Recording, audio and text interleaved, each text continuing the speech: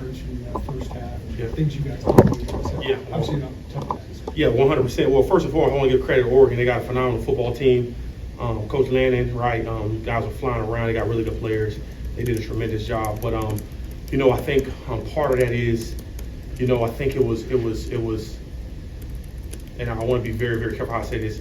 I think that was needed for us. Like you always talk about, like we're playing the #1 team in the country, right? In a very hostile environment. And the reality of it is that when you're playing those kind of teams, you can't not play a quarter, not play a half, and expect to be successful.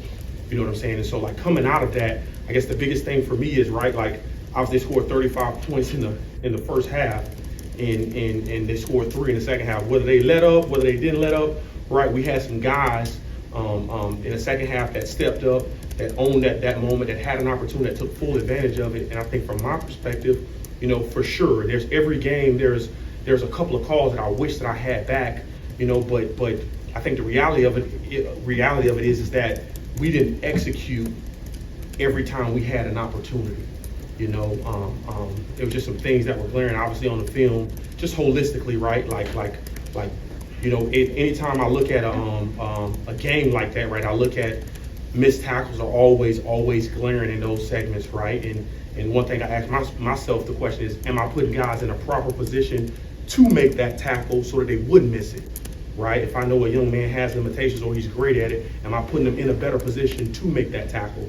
And so that's a holistic approach that me and my staff have to continue to take as we watch film of this caliber, as we play teams of this caliber, just to ensure, right, like we got to come out ready from the get-go. And I felt like going into that game we were, and obviously they got a couple big ones to start, and lo and behold, it was 7-0 and 14-0, and then it kind of spiraled out of control a little bit. But I was very, very excited about how they responded in the second half. But reality of it is, it wasn't good enough, right? We end up losing the game.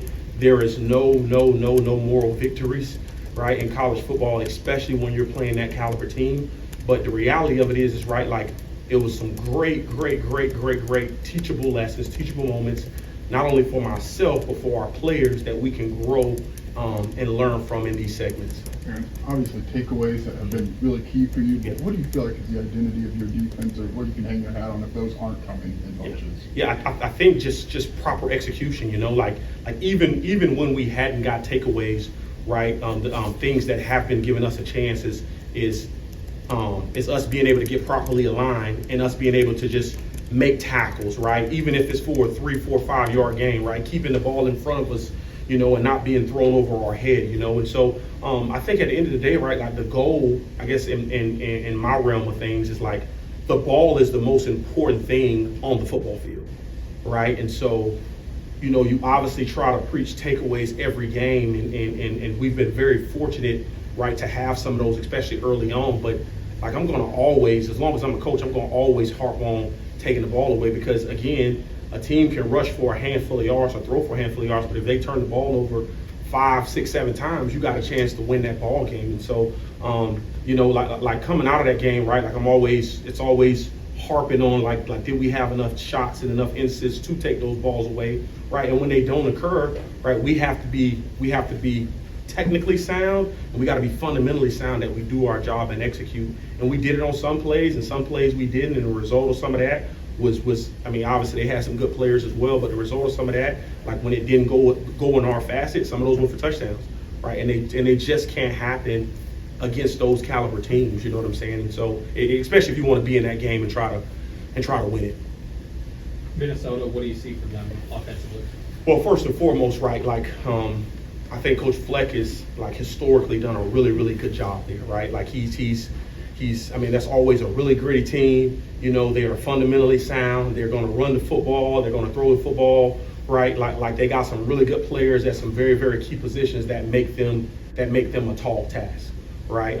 Quarterback, right? I think Brosner, is it Max Brosner, right? He does a phenomenal job in running that offense, right? Well, prior to him, they had quarterbacks who also did a phenomenal job. They didn't force the ball into action and have a lot of turnovers, right? And so they're very, very smart with the football. The running backs, right? The running backs, they run hard, they run downhill, and they do what they can to just keep moving the chains, right? And they'll take their shots down the field when you're sleeping.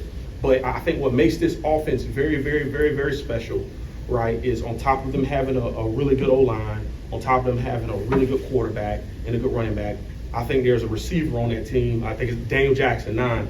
I think he's probably the most underrated receiver in the country. I will go on record and say that young man is absolutely special, you know. And he's just done his job. He's did his job every single year, and he flies under the radar. But when catches or big plays need to be made, that guy is always on the radar, right? And so we got to do a really good job in understanding where he's lined up at. We got to do a really good job, obviously, in making sure that we stop the run, you know, so that they don't open up the pass game, right, and have kind of both those things to lean on. But they got a really, really good offense, right? And obviously this is that time of year where you start to get in the late part of the season, guys start to get dinged up, and the weather starts to change a little bit. But I mean, this team, they're playing at a very, very high level at this point in the season, and so it's going to be a tall task, but we got to do what we can do and do what we should do in order to try to stop them every time we get a chance. But they got some talented players, which we know moving from here on out, every team that we're going to play is going to have talented players, but they got some players that could truly beat you in one-on-one settings, and we can't allow that to happen. Seems like Tez Johnson, touchdown the first one, Yeah. drop 3. I know sometimes you want to change. Drop 8. Drop 8, yes, Yes, sir. he's rushed 3.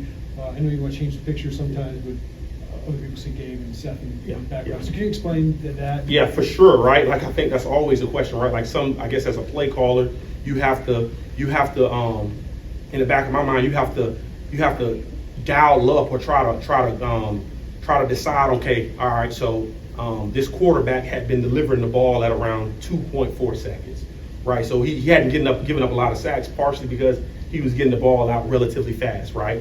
So do you rush 5 and leave Tez Johnson in one-on-one coverage, right, which we didn't want, right? Or do you play coverage and bring 3? Sometimes I brought 4 on that particular play. I brought 3. Or do you drop coverage in hopes that, you know, he'll pat the ball a little bit longer, right, and maybe miss a throw, you know? And so on that particular play, right, in my mind and what I had seen on film, right, I know that in certain areas of the field when he was pressured, his percentages went down. Well, in that area of the field when he was pressured, he was lights out.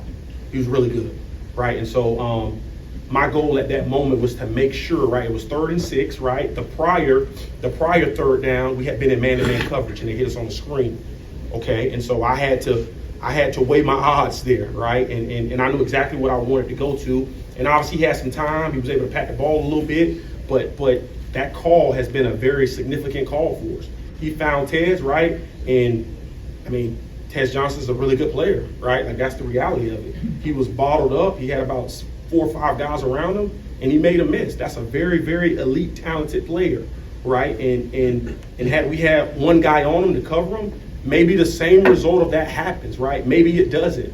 Not too sure, but I do know this, right? Like, that call has been a really good call for us, right? There's always a call or 2 or 3 calls that I would like to have back in that game. And had I known it was going to score a touchdown prior to me calling that, I probably would have called something else, right?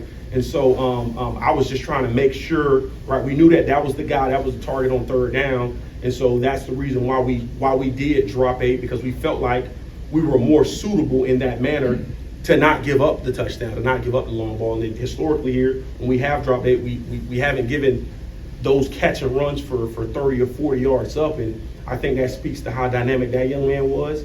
And I think more importantly, right, when you're trying to eval those things and eval those situations, right, is there another call I could have went to? Yeah, for sure, 100%. There's a man-free call I could have went to. Could I have doubled him? Absolutely, probably could have doubled him in that same manner. But, you know, like, I think if you give up a touchdown, no matter what the call is, you're going to always have regrets on, right, could this call or that call have been better, you know? So, again, I take full responsibility for that, and I have to do a better job of putting our guys in a better position. But I think at the end of the day, man, like, good players make good things happen, right? And if you hit pause on the film, we have like 4 or 5 guys around him to tackle, and he does a damn good job at making some guys miss, and he gets to the end zone, and he scores a touchdown. Obviously, we like to catch and tackle right there to live another down, but you know, like I think that's a part of playing the game, and you gotta live with that when those calls are made, and in order to move on and be better from it. Aaron, on those first 2 drives where they went 7-0, 14-0, Yeah.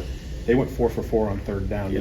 My question is, did you like where you guys were on early downs getting on schedule? Yeah, I did. I really, really did. You know, and I gave them a combination of man. I gave them a combination of zone on third down. You know, and they got good players, right? You know what I'm saying? And so I did like the track that we were on early downs. You know, I felt like we were getting them to some suitable third downs for us. You know, but they you know, I have to do a much better job in helping our guys out in terms of some of those play calls, man. Because I mean, they you know, I think at the end of the day, it was right. It was in that specific game plan with how explosive they were. My mentality was like, let's make them drive. If it's 10, 15, right, 20 plays, let's make them drive the length of the field, you know, and they end up getting a couple of explosives that end up leading to some very, very, very big plays, and we just got to be better. We got to be better tackling.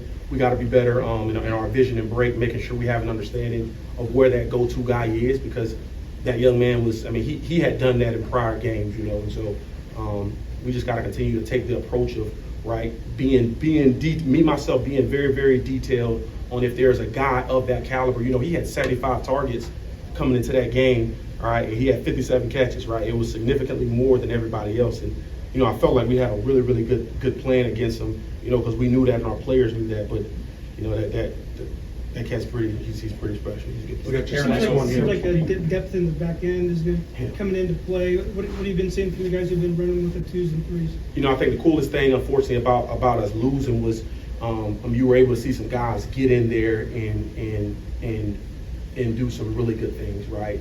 You saw Tyson Rooks show up and make a play. You saw Juice Clark, right, go in there and put his face on some people. And so right now we're obviously going to proceed as normal. We are assuming that every young man is playing that played on Saturday. Right, we had a couple of guys get dinged up, but you know, I think at the end of the day, man, like when you recruit and you bring in talented players, you know, like we got first, second, and third team guys that I truly believe can go anywhere and play ball, you know, and they just so happen to have some really, really good players in front of them. So I'm not really concerned about like who's out there or who's not out there, because the plan that we put in place, we call them DBs for a reason. We got some guys that are truly interchangeable and can play all over the field, you know. And so I can tell you this, whatever young man is out there, they're going to be more than ready for their opportunity. I wish you could have seen Tyson Brooks look in his face, right, like when he knew he was going in the game, right? And verbatim, that young man looked at me, right, knowing that obviously Tyler had just went down. He said, "Coach, I'm going to make a play." Like, he didn't bat an eye, right? He obviously was a receiver prior to, but he said, "Coach, I'm going to make a play." Right? And you should have seen his preparation prior to that. You should have seen it. You should have seen him in film study prior to that. And so just to see him go out there and I know it obviously was in the second half of the game, right? Those kind of things and those kind of moments are going to be so vital to our success moving forward, because that's a growth element that you typically don't get, right, in a loss of that caliber.